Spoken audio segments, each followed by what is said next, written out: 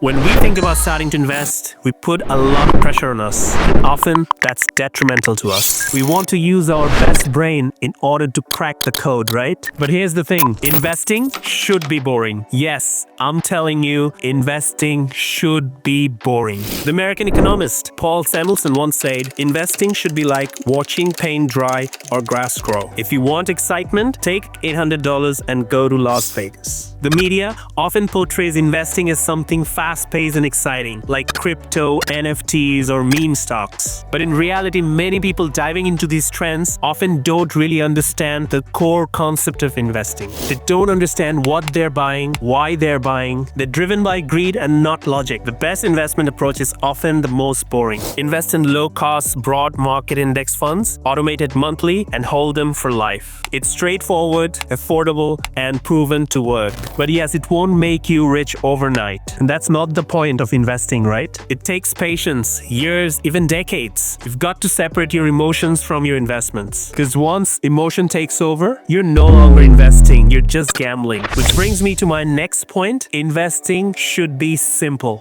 Jack Bogle, the founder of Vanguard and the father of index funds, once said, when there are multiple solutions to a problem, choose the simplest one. Investing is made to feel complicated by the financial industry. Fancy terms like asset allocation, balance sheet, capital gains are designed to make you feel dumb. This overwhelm makes us avoid investing altogether. But investing doesn't have to be complicated. When I started, I was terrified. I didn't know where to start, how to start, so I started learning about it. And most importantly, I took the baby steps, invested in simple index funds, and built my portfolio and continued building on that foundation. With just 2 or 3 index funds or ETF, you can become a confident investor. And don't believe the lie that investing is hard. I've done it myself, and I can tell you that investing is not hard at all. So that's all I wanted to tell you in this video. I hope this will give you a bit of clarity. If you want to learn more, I have heaps of videos.